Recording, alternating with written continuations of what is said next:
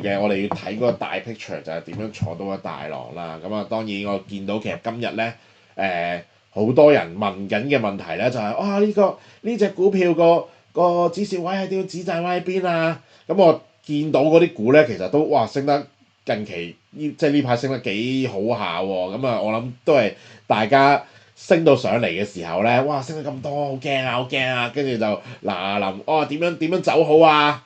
咁啊〜如果係咁嘅話咧，咁就會即係你越係升得好嗰啲，你就越緊張，你越係我想快啲走嘅話，即係可能嗱，大家有一啲升得好靚嘅股票，有一啲升得冇咁靚，甚至可能蝕緊嘅股票，但係大家永遠將個目光擺喺升得好靚嗰啲股票咧，好驚走唔到高位，你又變咗喂。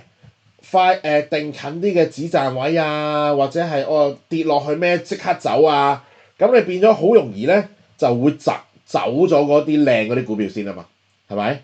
即係升得最好，你越係想走嘅，你就自然你就喐啲，可能一個高位跌少少，跟住即刻驚咗就走咗。咁但係咧冇未升嗰啲股票咧，咁就繼續留喺度。咁呢個做法咧，其實就係太強流弱嘅做法。